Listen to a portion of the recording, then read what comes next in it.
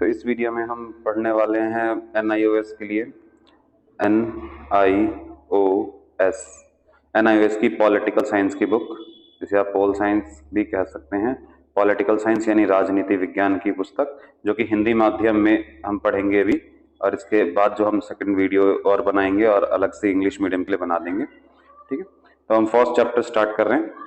First chapter जो है हमारा राजनीति विज्ञान को लेकर है। राजनीति विज्ञान का अर्थ तथा इसके क्षेत्र। तो राजनीति विज्ञान को लेकर किस तरह के अर्थ हैं और किस तरह के क्षेत्र हैं। तो ये वीडियो थोड़ा लंबा होगा, क्योंकि इसमें हम डिटेलिंग में डिस्कस करेंगे। इसके अलावा एग्जाम ओरिएंटेड यानी एग्जाम को केंद्र में रखकर हम अलग से वीडियो बनाएंगे, जो कि केवल परीक्षा की दृष्टि से होगा। ये वीडियो आपके परीक्षा की दृष्टि से भी महत्वपूर्ण है और साथ ही साथ आपके समझ के लिए भी। ठीक है, इसको आप सुन लेंगे, एक बार आप इसको देख लेते हैं, तो इसके बाद आपको कुछ पढ़ने की आवश्यकता नहीं होगी। ये काफी होगा आपके लिए एग्जाम के लिए। ठीक है, तो ये थोड़ा सा आपकी वीडियो लंबा होगा, इसमें डिटेल एक्सप्लेनेशन होगा एवरीथिंग, हर चीज को लेकर। ठीक है, और इसके अलावा जो दूसरी वीडियोस होंगी वो छोटी होगी, शॉर्ट्स होंगे, और उसके अंदर हम डायरेक्ट पॉइंट टू पॉइंट बात करेंगे, जो आपके एग्जाम के लिए इंपॉर्टेंट है और जो आपको एग्जाम में लिखना है। और ये वीडियो आपको समझ बनाने में, समझ विकसित करने में काफी हेल्पफुल होगा, जो अभी हम इसमें पढ़ने वाले हैं। ठीक है, तो डिटेल पढ़ेंगे। तो राजनीति विज्ञान से आप क्या समझते हैं? तो राजनीति और विज्ञान, ठीक है, राजनीति विज्ञान जो है केवल और केवल ये नहीं है कि आप सरकार कैसे चलाएंगे, शासन कैसे चलाएंगे, इसको लेकर नहीं है, या फिर आपको सरकार में कैसे आना है, इसको लेकर सिर्फ और सिर्फ इसको बात नहीं करता, बल्कि ये पूरे व्यक्ति के हर पहलू को छूता है। यानी एक व्यक्ति के हर पहलू की ये बात करता है, व्यक्ति के हर एक मोड पे, जीवन के अंदर, जीवन दर्शन को लेकर फिलॉसफी भी है इसके अंदर। हर चीज जो है राजनीति विज्ञान से जुड़ी हुई है, मानव के कल्याण को लेकर। तो किस किस तरह के नजरिए हो सकते हैं, किस किस तरह की सोच हो सकती है, वो सारी चीज भी इस पॉलिटिकल साइंस के अंदर हम पढ़ते हैं। ठीक है, तो हम राजनीति विज्ञान की यात्रा शुरू कर रहे हैं। आपने पॉलिटिकल साइंस ऑफ सब्जेक्ट चुना है, और इसके अंतर्गत हम अलग अलग तरह के, जितने भी प्रकार के व्यवस्था के, यानी कि मानव समाज की व्यवस्था की चीजें हो सकती हैं, उन सब चीजों को हम पढ़ेंगे। और साथ ही साथ हम सरकार के बारे में भी पढ़ेंगे, अंतर्राष्ट्रीय संबंधों के बारे में भी पढ़ेंगे। कुछ दार्शनिक होंगे जिन्होंने ऐसी बात की होंगी जिससे कि मानव कल्याण, राज्य और मानव के बीच में संबंध, ठीक है, समाज और मानव के बीच संबंध, और साथ ही साथ सरकार के द्वारा किए जा रहे कार्य और किस प्रकार के सरकार होनी चाहिए, इस बारे में भी बात की है, उसको भी हम इसमें डिटेल में पढ़ने वाले हैं। तो आइए हम स्टार्ट करते हैं इसको। तो आपके राजनीति विज्ञान पाठ्य पुस्तक का एक प्रारंभिक पाठ है, यानी कि पहला चैप्टर है। इस पाठ में आप राजनीति विज्ञान के अर्थ को समझेंगे, यानी कि इसको अर्थ को समझने की कोशिश करनी है अपने को। तो पारंपरिक दृष्टि से राजनीति विज्ञान प्रारंभ और अंत जो है वो राज्य यानी कि सरकार। तो यहाँ पर जब राज्य बोला जाए तो इसका मतलब है सरकार से बड़े सेंस में है। सरकार के अंदर से कार्यपालिका, न्यायपालिका, विधायिका, तो ये तीनों चीज आ जाती है, से होता है, अर्थात राज्य सरकार का अध्ययन होता है। तो यानी कि जो राजनीति है वो प्रारंभिक दृष्टि में हम क्या समझते हैं, ये राज्य और उसके अंदर सरकार कैसे काम करेगी, इसका अध्ययन है। लेकिन राजनीति का ये जो आधुनिक दृष्टिकोण है, ठीक है, जो अभी की बात कर रहे हैं, इसके अंदर ये बल देता है शक्ति और सत्ता के अध्ययन पे, यानी कि पावर, किस व्यक्ति के पास कितनी शक्ति होगी और किसके पास कितनी सत्ता होगी। तो राजनीति विज्ञान के अपने निरंतर विस्तृत मतलब बड़ा हो रहा है, लगातार होने वाले क्षेत्र की भी व्याख्या करता है। तो राजनीति विज्ञान जो है लगातार अपने क्षेत्र को बड़ा करते जा रहा है। सॉरी, राजनीति विज्ञान के क्षेत्र के अंतर्गत हम राज्य और राजनीतिक व्यवस्था और सरकार, शक्ति, मानव और उसका राजनीतिक व्यवहार तथा राजनीतिक समस्याओं का अध्ययन करते हैं। तो राजनीति विज्ञान केवल संकीर्ण नहीं, मतलब छोटा नहीं, ये राजनीति विज्ञान जो है वो काफी बड़े सेंस के अंदर भी समझा जाता है, जिसमें राजनीतिक व्यवस्था, सरकार, शक्ति, मानव व्यवहार और जो है राजनीतिक व्यवहार शामिल है, राजनीतिक समस्याएं भी शामिल है, जो राजनीति को प्रत्यक्ष और परोक्ष रूप से प्रभावित करते हैं। ठीक है, आप इस पाठ के मूल में अवधारणाएं जैसे कि न्याय, नागरिकों के लिए एक महत्व आदि के अध्ययन करेंगे। तो हम जैसे न्याय की क्या परिभाषा होनी चाहिए, न्याय किस तरह से होना चाहिए। केवल न्याय का अर्थ ये नहीं है जो कोर्ट में मिल रहा है, हम सामाजिक न्याय, आर्थिक न्याय की बात करेंगे। ठीक है, वो देखते हैं आगे क्या है, उसमें हम बात करेंगे। तो आप राजनीति पाठ के पढ़ने के बाद आप क्या क्या जान जाएंगे? तो राजनीति विज्ञान का अर्थ जान जाएंगे आप, कुछ परिभाषाओं को देखेंगे, इसमें स्पष्ट करेंगे हम, और राजनीति विज्ञान के अंतर्गत आने वाले राजनीति विज्ञान और राजनीति में क्या अंतर है, यानी कि पॉलिटिकल साइंस, इसके अंदर साइंस वर्ड जुड़ा है, और राजनीति विज्ञान के अंदर क्या अंतर है। तो दोनों को हम इसमें अंतर स्पष्ट करने वाले हैं। राज्य की भूमिका के बारे में समझेंगे कि आखिर सरकार की क्या भूमिका होती है, सरकार की कार्यप्रणाली यानी कि सरकार किस तरह से काम करेगी, नागरिकों के सरकार से संबंध को जानेंगे यानी कि नागरिक और सरकार के बीच में किस प्रकार के संदर्भ हो सकते हैं, संबंध हो सकते हैं, तो इन संदर्भों को हम इसमें समझेंगे। और फिर है हमारे पास कि भाई नागरिक और राज्य के लिए न्याय की प्रासंगिकता को पहचानेंगे कि नागरिक के लिए न्याय क्या है और राज्य के लिए क्या न्याय है, किस तरह का न्याय है। ठीक है, तो आइए हम पढ़ना शुरू करते हैं। हमारे पास फर्स्ट टॉपिक है राजनीति विज्ञान का अर्थ, यानी राजनीति विज्ञान का आखिर अर्थ क्या है। तो राजनीति विज्ञान समाज विज्ञान का वह हिस्सा है। ठीक है, राजनीति विज्ञान समाज विज्ञान का वह हिस्सा है जो राज्य द्वारा स्थापना और सरकार के द्वारा सिद्धांतों का अध्ययन करता है। ठीक है, राजनीति विज्ञान क्या करता है, सरकार के द्वारा जो संबंध स्थापित किए जा रहे हैं उनका भी अध्ययन साथ साथ करता है। ठीक है, एक आप सही है। तो जे.डब्ल्यू. गार्नर के अनुसार राजनीति जो है वो प्रारंभ और अंत राज्य के साथ होता है। यानी कि जे.डब्ल्यू. गार्नर जो है वो कहना चाह रहे हैं कि जो राजनीति है, ठीक है, इसका प्रारंभ और जो एंड यानी कि समाप्ति जो भी है वो राज्य के साथ ही हो जाती है। उसी तरह आर.जी. गैटल ने कहा कि राजनीति जो है वो राज्य के भूत, वर्तमान, भविष्य यानी कि पास्ट, प्रेजेंट, फ्यूचर, इन सब बातों का अध्ययन होता है। और हेराल्ड जे लास्की, तो लास्की साहब ने क्या कहा कि राजनीति जो है वो अध्ययन है मनुष्य के संबंध के जीवन और उसके संगठित राज्य से संबंधित है।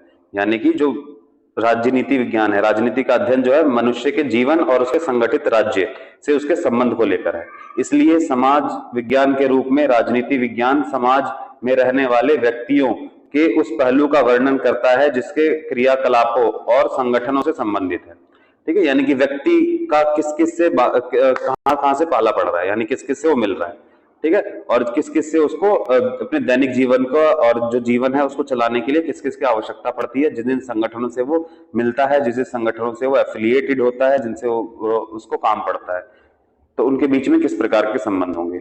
जो राज्य द्वारा बनाए गए नियम कानून के अंतर्गत शक्ति प्राप्त करना चाहता है तथा मतभेद को सुलझाना चाहता है। ठीक है, तो ये जो बेसिक काम होता है कि भाई मतभेदों को सुलझाना और जो हम शक्ति प्राप्त करना चाहते हैं वो कितनी शक्ति किसको मिलेगी।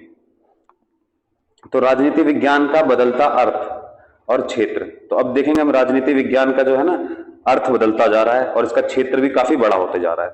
तो राजनीति विज्ञान ग्रीक भाषा के पॉलिस शब्द से बना है। ठीक है, जिसका अर्थ होता है नगर या राज्य। हाँ, तो कारण अनेक विशेषज्ञ है वो राजनीति विज्ञान को राज्य या सरकार के संदर्भ में परिभाषित करते हैं। तो इस वजह से जो बाकी ज्यादातर लोग हैं जो विचारक है अपने, वो ये मानते हैं कि राजनीति विज्ञान जो है वो सरकार या राज्य से संबंधित है। यद्यपि राजनीति परिभाषा की परिभाषा पूर्ण नहीं है, ये पूरी परिभाषा नहीं है। इसका संबंध जो है शक्ति से भी है, राजनीति का संबंध जो है पावर, शक्ति से भी है। तो लावेस और कॉल्पन ने राजनीति विज्ञान को परिभाषित करते हुए कहा है कि यह सत्ता को आकार देने तथा उसमें भागीदारी का अध्ययन है। तो सत्ता को आकार भी देता है, यानी कि किस तरह से सत्ता चलेगी, काम करेगी, इसको आकार देता है, और साथ ही साथ उसमें भागीदारी यानी कि पार्टिसिपेशन भी रखता है। एक शब्द में कहा जा सकता है कि राजनीति जो है वो राज्य और सत्ता दोनों का अध्ययन करता है। ठीक है, अगर आप आसान भाषा में कहें तो राजनीति जो है सत्ता और सत्ता और राजनीति राज्य का भी अध्ययन करता है। तो राजनीति विज्ञान जिस शक्ति से संबंधित रखता है प्राय वह न्याय संगत शक्ति है, क्योंकि जिस प्रकार राज्य किसी घटना को क्रमबद्ध परीक्षण और अवलोकन के द्वारा अध्ययन करता है, उसी प्रकार राजनीति विज्ञान राज्य और शक्ति के प्रत्येक पहलू का अध्ययन करते हैं। तो जिस प्रकार से अब क्रमबद्ध तरीके से विज्ञान जो है किसी चीज को समझता है, तो आप देखेंगे साइंस पढ़ेंगे तो उसमें क्या होता है कि साइंटिफिक चीजें एक के बाद एक आता है। जैसे कि H2O, तो आप H2 और प्लस O कर देंगे तो ये वाटर बन जाएगा। दो हाइड्रोजन एक ऑक्सीजन के मॉलिक्यूल को मिलाएंगे तो वो वाटर का जो फॉर्म आएगा वो वाटर का फॉर्म आएगा। तो इसी तरह राजनीति को विज्ञान इसलिए कह रहे हैं क्योंकि इसमें भी कुछ क्रमबद्ध परीक्षण होते हैं, यानी कि सीक्वेंस वाइज क्रमबद्ध, यानी कि एक के बाद एक अवलोकन, मतलब इसको समझ के कुछ जो एक्टिविटीज चल रही है उसको समझ के हम उस प्रकार से इसमें आगे अनुमान लगा सकते हैं कि आने वाली स्थिति जो है वो कुछ इस प्रकार की होने वाली। तो इसलिए हम इसे राजनीति विज्ञान कहते हैं, जिसके अंदर राज्य के बीच में शक्ति और राज्य और शक्ति के बीच में हम अध्ययन करते हैं इसको। तो राज्य सत्ता, आप राज्य और सत्ता के बारे में अधिक अध्ययन आप इस पाठ के अंत में करेंगे। तो जो लास्ट चैप्टर आपको मिलने का पढ़ने को, उसके इस चैप्टर के लास्ट में आपको पढ़ने को और मिलेगा शक्ति क्या है और आखिर राज्य क्या है। तो राजनीति विज्ञान का संबंध अनुभवों और तथ्यों और नियमों और समस्याओं दोनों से है, नियामक समस्याओं दोनों से है। तो राजनीति विज्ञान जो है अनुभविक भी है, यानी कि आखिर क्या घट रहा है, और नियामक समस्याएं, यानी कि जो समस्याएं सामने आ रही हैं उन सब से भी है। वास्तविकता क्या है कि क्षेत्र से आता है मूल्य, क्या होना चाहिए कि क्षेत्र में तो मूल्य क्या है कि क्या होना चाहिए, और वास्तविकता क्या है कि क्या है। ठीक है, तो राजनीति के दो चीजें हो सकती है, एक वास्तविकता और एक मूल्य। तो राजनीति के अंदर एक वास्तविकता यानी कि क्या है, और एक मूल्य हो सकता है कि क्या होना चाहिए। तो इसके अंदर हम दर्शन को भी पढ़ेंगे कि आखिर क्या किस तरह से होना चाहिए, और एक है कि वास्तविक चीजें, इंपेरिकल चीजें, यानी कि क्या है। उदाहरण के लिए अगर कोई कहता है कि भारत एक लोकतंत्रीय संसदीय लोकतंत्र है, तो इसका अनुभविक तथ्य की बात कर रहा है। परंतु यदि कोई कहता है कि अध्यक्षात्मक लोकतंत्र को अपनाना चाहिए, तो यह एक नियामक कथन है, यानी कि एक नियामक कथन है, मूल्यपरक कथन है कि अगर कोई कह रहा है कि भारत के अंदर संसदीय प्रणाली न होकर के अध्यक्षीय प्रणाली को लागू किया जाना चाहिए, तो ये पूरी तरह से नियामक संगठन है, नॉर्मेटिव बात है। ठीक है, और जो इंपेरिकल बात है यानी कि वास्तविक चीजें हैं, तो वो क्या है कि भारत में लोकतंत्रीय संसदीय प्रणाली है। ठीक है, संसदीय लोकतंत्रीय प्रणाली है।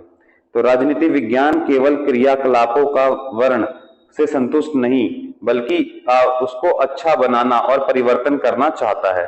तो राजनीति विज्ञान लगातार अपनी व्यवस्था में परिवर्तन करना चाहता है। अनुभविक कथन उसी प्रकार सही गलत हो सकते हैं जैसा कि उनका अवलोकन किया जाए। तो अनुभविक कथन भी जो है वो हमेशा जो अनुभव के आधार पे मिले हैं तुम्हें, अब तुम उसको किसी भी तरीके से एनालाइज करके अपनी तरीके की बात निकाल सकते हो। ठीक है, तो ये उस पर डिपेंड करते हैं कि उसको कौन देख रहा है या समझ रहा है। मूल्यांकन कथन के नैतिक अनुभव हैं जो कभी भी असत्य या गलत नहीं होते। ठीक है, जो मूल्यांकन यानी कि मूल्य बेस्ड कथन है, जैसे कि भारत के अंदर भारत को लोकतंत्रीय अध्यक्षीय प्रणाली अपनानी चाहिए, तो अध्यक्षीय प्रणाली वाला जो है वो गलत नहीं हो सकता। ठीक है, जबकि वास्तविकताएं जो है वो बदल सकती हैं किसी के नजरिए से देखने से। तो जो नैतिक मूल्य होते हैं, मूल्य परक प्रश्न होते हैं, वो मूल्य परक ही होते हैं, वो चेंज नहीं हो सकते। तो गणित के साध्यों और औपचारिक कथनों से अपने संघटकों के आधार पर गलत या सही हो सकते हैं। राजनीतिक दर्शन का संबंध औपचारिक कथन से है, यानी कि राजनीतिक जो दर्शन है इसका कथन क्या है, औपचारिक उससे है कि भाई औपचारिक रूप में क्या है। राजनीति विज्ञान अनुभविक कथनों से संबंध रखता है। ठीक है, राजनीति विज्ञान जो है अनुभविक जो कथन कहे गए हैं ना उन सब बातों से ये संबंध रखता है, और वर्तमान राजनीतिक संस्थाओं का व्यवहारों और मूल्यांकन करता है ताकि इसे जो है उन्हें बहुत बेहतर बना सके। ठीक है, ये कुछ प्रश्न है, इसको आप प्रश्न को पढ़िएगा और इसे करिएगा। चलिए मैं करा ही देता हूं। ठीक है, राजनीति विज्ञान का संबंध डैश और डैश दोनों विषयों से है। तो किस किस से है, अनुभविक और नियामक दोनों से है। तो राजनीति विज्ञान और डैश का अध्ययन कराता है। तो राजनीति विज्ञान किसका अध्ययन कराता है, राज्य का और शक्ति का, तो इन दोनों का अध्ययन कराता है। और पॉलिटिक्स जो शब्द है इसकी उत्पत्ति जो है वो किससे हुई है, तो वो पॉलिस से हुई है। पॉलिस का मतलब नगर राज्य। डैश ने कहा कि राजनीति विज्ञान का प्रारंभ तथा अंत राज्य के साथ होता है। तो राजनीति विज्ञान और राजनीति का शुरुआत किससे होती है, ये बात हमने पहले शुरुआत में पढ़ी बिल्कुल। सॉरी, हाँ ठीक है, ये बात हमने यहाँ पे पढ़ी है, ये यहाँ पर पढ़ी है, यहाँ पे लिखा। ठीक है, तो गार्नर ने कहा ये, एक मिनट। तो ये बात जो है हमारे गार्नर साहब ने की है। तो डैश ने राजनीति विज्ञान को सत्ता को आकार देने और उसमें भागीदारी देने का अध्ययन कहा है। तो किसने कहा है? तो ये है ईस्टर ने। ठीक है, इसके चेक करने के लिए आपको पीछे की तरफ जाना पड़ेगा।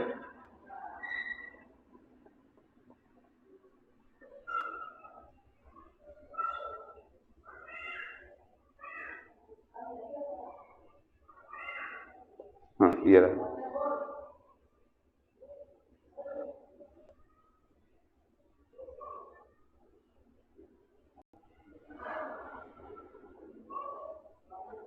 ठीक है, तो इसका सही आंसर जो है वो कास्टनॉव के कल्पसन है। चलो नेक्स्ट। तो अब हमारे पास है सेकंड टॉपिक, मतलब नेक्स्ट टॉपिक है 1.1 का सेकंड टॉपिक कि राजनीति विज्ञान के विषय का विकास। तो हम इसमें ये समझने वाले हैं कि राजनीति विज्ञान के विषय का विकास किस प्रकार से हो रहा है। ठीक है, तो राजनीति का क्रमबद्ध अध्ययन ईसा पूर्व चौथी यूनान में, ठीक है, चौथी यूनान के लोगों ने प्रारंभ किया। इसमें प्लेटो और अरस्तु जैसे महान दार्शनिकों ने इसे व्यापक रूप दिया। ठीक है, इसके अंदर जो शामिल थे इसकी पढ़ाई में वो प्लेटो और अरस्तु जैसे उस समय के महान वैज्ञानिक शामिल थे। अरस्तु ने राजनीति विज्ञान को ही मास्टर विज्ञान कहा। अरस्तु ने तो राजनीति विज्ञान को मास्टर विज्ञान ही बता दिया। अरस्तु के अनुसार इसके अंतर्गत न केवल राज्य के संस्थान आते हैं बल्कि इसमें परिवार संपत्ति राजनीतिक संगठन को भी शामिल किया गया है। ग्रीक के लोगों के लिए राजनीति सभी गतिविधियां सम्मिलित करता था। तो ग्रीक के जो लोग थे ना, वो सारी राजनीति की सारी गतिविधियां डेली लाइफ में करते थे। राजनीति विज्ञान के प्रति ग्रीक चिंतकों का दृष्टिकोण मुख्यतः नैतिक था। वो राजनीति विज्ञान को नैतिकता से जोड़ते थे कि कौन कितना नैतिक है, एथिकल है। इसके विपरीत प्राचीन रोम चिंतकों के विचारकों में राजनीति विज्ञान का वैधानिक पक्ष शासन के लिए अधिक महत्वपूर्ण था। मध्यकाल में राजनीति विज्ञान चर्च के व धार्मिक आदेशों की एक शाखा बन गया। उस समय राजनीतिक सत्ता चर्च की प्रभु सत्ता के अधीन थे, यानी कि जो वहां की सरकार थी वो चर्च के अधीन थी। ठीक है, तो यानी कि राजनीति जो है वो चर्च के अधीन थी और जो चर्च था वो बड़ा सेंट्रिकल पावर की तरह बन रखा था। उस समय की बात कर रहे हैं, जिस समय ये जो चल रहा है मध्यकालीन के अंदर रोम के अंदर। तो एक आदमी राजनीति को प्रायः दलगत राजनीति से जोड़ता है, परंतु राजनीति विज्ञान के विद्यार्थी होने के नाते हम जानते हैं कि राजनीति विज्ञान कहीं इससे ज्यादा विस्तृत और यह राज्य के शक्ति और क्रम का अध्ययन करता है कि कितनी शक्ति किसके पास है और किसके पास वो शक्ति ट्रांसफर हो रही है। ठीक है, तो राजनीति विज्ञान में सिर्फ इतना नहीं है कि किसके पास शक्ति है और कौन कैसे जो है वो राजनीति में हम आ सकते हैं, कैसे हम सरकार बना सकते हैं, इसका अध्ययन नहीं है। बहुत सारे लोग जो है बाहर रह के भी ये चेक कर रहे होते हैं कि कौन जो है हमारा शासक बन रहा है और किस तरह से पावर जो है, शक्ति जो है वो एक हाथ से दूसरे हाथ की तरफ जा रही है। ठीक है, तो राज्य के आकार में विस्तार तथा जटिलता के साथ साथ राजनीति विज्ञान में व्यवहार और पंथ निरपेक्षता का रूप धारण कर लिया। तो राज्य के बड़े विस्तार आकार होने के साथ साथ और जटिलताओं के साथ जटिलता का मतलब है कॉम्प्लेक्सिटी, बहुत ज्यादा चीजें एक साथ आ जाना के साथ राजनीति विज्ञान ने व्यवहार और पंथ निरपेक्ष रूप धारण कर लिया। तो हमारे राजनीति विज्ञान ने क्या कर लिया है, पंथ व्यवहारिक और पंथ निरपेक्ष, यानी कि जो व्यवहारिक भी होना चाहिए और किसी एक धर्म को बढ़ावा देने वाला वही नहीं होना चाहिए। व्यवहारिक का मतलब कामकाजी। तो औद्योगिक क्रांति के बाद राज्य की भूमिका केवल आंतरिक कानून व्यवस्था बनाए रखने और बाहरी आक्रमणों के विरुद्ध सुरक्षा प्रदान करने के तक सीमित नहीं है। ऐसा नहीं है कि हमारा जो सरकार का काम सिर्फ दूसरों की रक्षा करना और युद्ध से रक्षा करना है, लेकिन पूंजीवाद जैसी नई आर्थिक व्यवस्था के आने से राज्य में अब भी बहुत परिवर्तन आए हैं। तो जैसे पूंजीवादी अर्थव्यवस्था जो अमेरिका से आई है, उससे काफी तरह के चैलेंजेस जो है हमारी सोसाइटी में देखने को मिल रहे हैं। ओके, तो ये बताना ये चाह रहा है कि राज्य के आकार और विस्तार, यानी कि जो राज्य है ये इसके आकार और विस्तार की जटिलताओं के साथ साथ राजनीति विज्ञान जो है इसके व्यवहार और इसके पंथ निरपेक्ष जो है रूप वो धारण कर लिया है राज्य ने। तो जैसे जैसे राज्य यानी कि जो देश और सरकार की जो व्याख्या है वो बड़ी होती चली गई, उसके अंदर उसने व्यवहारिक रूप और साथ में पंथ निरपेक्षता यानी कि किसी एक धर्म को नहीं मानने का रूप धारण कर लिया। और औद्योगिक क्रांति के आने के बाद, औद्योगिक क्रांति यानी कि बड़े पैमाने पर किसी चीज का निर्माण होना, तो जब मशीनें वगैरह आने के बाद, जब मशीनीकरण का युग आने के बाद राज्य की भूमिका केवल आंतरिक कानून और व्यवस्था बनाए रखने की रह गई। तो औद्योगिकरण के आने से पहले जो था, राज्य हर मामले में इंटरफेयर कर रहा था, हर मामले में राज्य हर मामले में आ जाता था। लेकिन जैसे औद्योगिकरण आया उसके बाद से जो है कि औद्योगिकरण जो सरकार है वो केवल और केवल, एक मिनट, हाँ, ये सरकार जो है केवल और केवल कानून व्यवस्था और आंतरिक मामलों को लेकर सिमट गई थी, और साथ ही साथ वो बाहरी जो आक्रमण था उसके विरुद्ध सुरक्षा प्रदान करने तक सीमित थी। लेकिन जैसे जैसे पूंजीवाद जैसी नई आर्थिक व्यवस्था के आने के बाद अब राज्य के अंदर बहुत सारे परिवर्तन आ गए। तो राज्य में कुछ समय तक के लिए राज्य संकुचन यानी कि कम होता जा रहा है, उसका क्षेत्र कम होता है, फिर उसके बाद राज्य का क्षेत्र बढ़ता जाता है। तो राज्य का क्षेत्र जो है छोटा और बड़ा होता रहता है, ठीक है, जो नई नई व्यवस्थाएं आती रहती हैं उसके कारण। तो यह समूह कुछ गतिविधियां होती हैं, यह किसी समूह की कोई गतिविधि हो सकती है, और जैसे जैसे किसी नीति विशेष के द्वारा सरकार अपने पक्ष में बनवाना चाहते हैं। तो कुछ नीतियां वगैरह होते हैं जो होते हैं, जो पूंजीवादी लोग होते हैं, वो क्या करते हैं, कुछ नीति जो है वो अपने पक्ष में बनवाना चाहते हैं, ठीक है, यानी अपने पक्ष विशेष के अंदर वो कोई एक नीति बनवाना चाहते हैं और उसको लेकर सरकार के ऊपर दबाव डालते हैं, ठीक है, क्योंकि अलग अलग व्यक्ति के जो हित हैं वो अलग अलग हो सकते हैं, यानी कि सबका हित जो है एक दूसरे के साथ जुड़ा हुआ नहीं है, सबका हित जो है वो अलग अलग हो सकता है। अतः इस प्रकार की गतिविधियां मतभेद, प्रतिस्पर्धा उत्पन्न कर सकती है, परंतु राजनीति के विशिष्ट गुण सरकार के द्वारा बल प्रयोग में शामिल है। तो राजनीति के अंदर लेकिन हम देख सकते हैं सबसे बड़ा जो हथियार राज्य के पास है वो है बल प्रयोग, यानी कि वो शक्ति का प्रयोग कर सकता है राज्य, उसके पास शक्ति के प्रयोग करने की असीमित सीमाएं हो सकती हैं, ठीक है, इन चीजों का प्रयोग। तो दूसरे विश्व युद्ध की समाप्ति के बाद हम जब टाइमलाइन में चलते हैं, सेकेंड वर्ल्ड वॉर, जब सेकेंड वर्ल्ड वॉर खत्म हो रहा है तो राजनीति व्यवहारवादी दृष्टिकोण देखने को मिलता है, हमें एक व्यवहारवादी दृष्टिकोण देखने को मिल रहा है, जिसमें अमेरिकी राजनीति विज्ञान के अंदर 1950 से 60 के दशक में एक व्यवहारवादी आंदोलन ने राजनीतिक विज्ञान के पक्ष में विशेष बल दिया। तो हम देखते हैं कि जब सेकेंड वर्ल्ड वॉर खत्म हो रहा है तो फिर व्यवहारवाद पर ज्यादा बल दिया जा रहा है, व्यवहारवादी चीजों को लेकर लोग ज्यादा इस पर सोच रहे हैं, ज्यादा बात कर रहे हैं, और ये शुरू होता है अमेरिका से। भौतिक और वनस्पति विज्ञान जैसे कि प्रकृति विज्ञान की विधियों के अनुसार राजनीतिक आदर्श नमूना बनाना चाहते थे। तो कुछ लोगों ने राजनीति को प्राकृतिक विज्ञान की दृष्टि से देखा, ठीक है, और उन्होंने बोला कि राजनीति विज्ञान जो है एक आदर्श और मॉडल नमूना की तरह बनाना चाहा, एक आदर्श मॉडल बनाया कि भाई जो राजनीति विज्ञान है वो वनस्पति यानी कि जो प्रकृति है इसके विज्ञान को लेकर भी साथ चलना चाहिए। व्यवहारवादियों ने अनुभविक समस्याओं से प्रेरित एक सिद्धांत प्रतिपादित किया। जो व्यवहारवादी आंदोलन करता है, जो व्यवहारवादी आंदोलन जिन्होंने चलाया, यानी कि राजनीति विज्ञान के अंदर व्यवहारवाद को जोड़ा कि जो व्यवहारिक है उसी को जोड़ा जाए, तो उन्होंने कुछ इस तरह की चीजें, एक नया सिद्धांत दिया जो एक प्रेरक विधि को अपनाते थे। वे अवलोकन, परीक्षण और अध्ययन के बाद ही किसी परिणाम पर पहुंचते थे।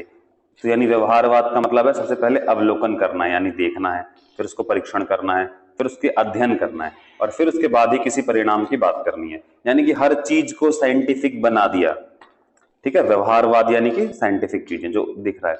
जैसे उदाहरण के लिए जब हम देखते हैं दक्षिण अमेरिका के अफ्रीकी अमेरिकी, यानी कि जो अफ्रीकी और अमेरिकी श्याम वर्ग यानी कि जो थोड़े ब्लैक होते हैं, ब्लैक लोगों के लिए अमेरिका के अंदर, दक्षिण अमेरिका के अंदर निवासियों को डेमोक्रेटिक पार्टी को मत देते हुए देखा गया।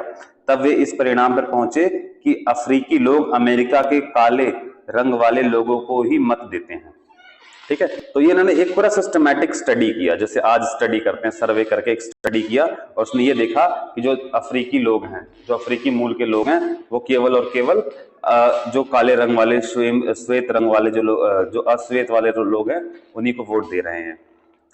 ठीक है, अपने जैसे लोग दिखने वाले लोगों को ही वोट दिया जा रहा है। तो ये व्यवहारिक अध्ययन उन्होंने किया, तो इसे हम व्यवहारवाद को समझ सकते हैं। तो व्यवहारवादी दृष्टिकोण ने राजनीतिक संस्थाओं को ढांचों यानी स्ट्रक्चर की गतिविधि की तरफ से अपना ध्यान हटाकर एक कार्य की ओर ध्यान केंद्रित किया। यह दृष्टिकोण राजनीतिक गतिविधि और राजनीतिक संस्थाओं को नियंत्रण करने वाले महिला और पुरुष कर्मियों की गतिविधियों और उनके कार्य शैली एवं व्यवहार के अध्ययन पर बल देता है। इसमें विचारों के अध्ययन की अपेक्षा तथ्यों और साक्ष्यों और व्यवहार के अध्ययन को स्थान दिया गया। तो ज्यादातर फैक्ट को लेकर, एविडेंस को लेकर और व्यवहार को लेकर, कैसा बिहेवियर है, इसको लेकर ज्यादा बातें करते हैं और उसी पर आधारित अपनी बात को रखते हैं। जो व्यवहारवादी लोग हैं वे स्वीकार करते हैं कि व्यवहार के माध्यम से जो राजनीतिक गतिविधियां स्पष्ट होती हैं वे ही राजनीति विज्ञान की विषय वस्तु हैं। तो उनके हिसाब से ये मानना है कि जो उन्होंने एनालाइज किया, वो जो उन्होंने देखा, अवलोकन किया, परीक्षण किया और फिर वो परिणाम पे पहुंच रहे हैं, उसमें तथ्यों की, साक्ष्यों की कितनी उपलब्धता है, उसके आधार पे जो मिल रहा है उनको, उसी को राजनीति की विषय वस्तु बता रहे हैं। तो राजनीतिक गतिविधि के अंतर्गत किसी व्यक्ति द्वारा चुनाव लड़ना भी हो सकता है। तो राजनीतिक गतिविधि के अंदर तो हम ये भी कह सकते हैं कि अगर कोई व्यक्ति चुनाव लड़ रहा है तो वो भी एक राजनीतिक गतिविधि है। इसमें सरकार द्वारा भौतिक बल प्रयोग को भी समाहित किया जा सकता है, यानी कि जब हम सरकार जो है बल प्रयोग करती है, लाठीचार्ज करवा देती है, तो उसको भी हम ये समझ सकते हैं कि ये जो है राजनीति हो रही है। प्राय सरकार द्वारा बनाई गई संतुलन नीतियों और प्रभावों तथा बलों को भी हम राजनीति विज्ञान में अध्ययन के क्षेत्र में लाया जा सकता है, अंतर्गत ले लिया गया है। ठीक है, तो राजनीति को एक ऐसी प्रक्रिया के रूप में जाना जाता है जहां व्यक्ति, समूह और समुदाय अपने निर्धारण किंतु विरोध मूलक उद्देश्यों और पूर्ति के लिए प्रयास करता है। राजनीति एक प्रक्रिया के रूप में स्रोत और अधिकरण पूर्ण निर्धारित करने का प्रयत्न करता है। इसे ईस्टर्न मूल्य कहा जाता है। ठीक है, यानी कि जो पश्चिमी मूल्य उसको लेकर बात की गई है। तो राजनीतिक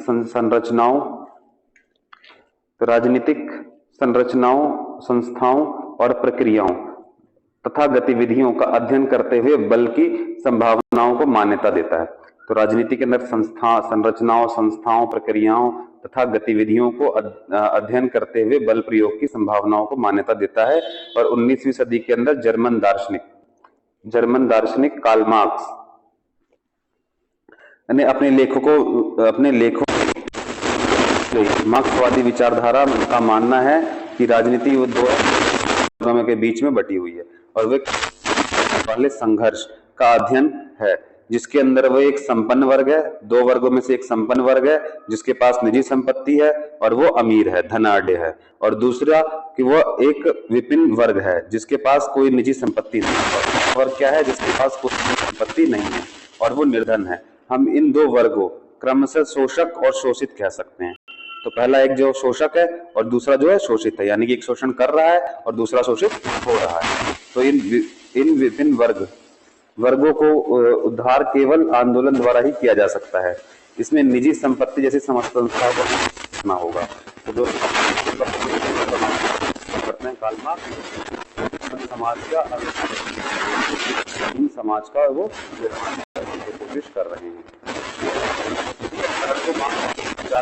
विपरीत एक ऐसा दृष्टिकोण भी है जिसे उदारवादी दृष्टिकोण कहते हैं। तो इसके विपरीत में एक दूसरा दृष्टिकोण भी है, उदारवादी दृष्टिकोण, जिसमें राजनीतिक समन्वय यानी कि समन्वय, बराबरी की बात करते हैं, और समायोजन यानी कि सबको साथ लेके चलने की बात करते हैं, चाहे वो किसी भी वर्ग का हो। तो मध्य के माध्यम से न्याय और व्यवस्था पर आधारित शासन स्थापित करने का प्रयास करते हैं। वो ये कोशिश करते हैं कि हम न्याय और शासन व्यवस्था को लेकर साथ लेकर चलने की कोशिश करें। परंतु संयोग से राजनीति और मार्क्सवादी विचारधारा राजनीति की उदारवादी विचारधारा की प्रतिक्रिया के रूप में विकसित हुई। लेकिन जो था पहले उदारवादी थी, फिर उसके बाद मार्क्सवादी आई। ठीक है, जबकि मार्क्सवादी उदारवादी है वो सबके संयोजन, समावेशन यानी कि सबको साथ लेके चलने की बात करती है कि अगर कोई प्रॉब्लम है तो उसका हम मिल बांट के सॉल्यूशन निकाल लेंगे। लेकिन उदारवाद में इतना प्रॉब्लम आ गया कि मार्क्सवाद को आना पड़ा। कि मार्क्सवाद जैसी चीजों को आना पड़ा, और उसने मार्क्सवाद के आने के बाद भी उदारवाद ने अपने थ्योरी के अंदर काफी बदलाव किया। इसको हम आगे और पढ़ेंगे। तब हमारे पास सेकंड टॉपिक जो है कि राजनीति विज्ञान और राजनीति में क्या अंतर है। अभी तक हम थोड़ा थोड़ा पढ़ते हुए आए हैं कि राजनीति और राजनीति विज्ञान में क्या अंतर है। ठीक है, तो इसको हम जो है नेक्स्ट वीडियो में कवर करेंगे, ज्यादा बड़ा हो जाएगा। ठीक है, तो नेक्स्ट वीडियो में मिलते हैं। Thank you.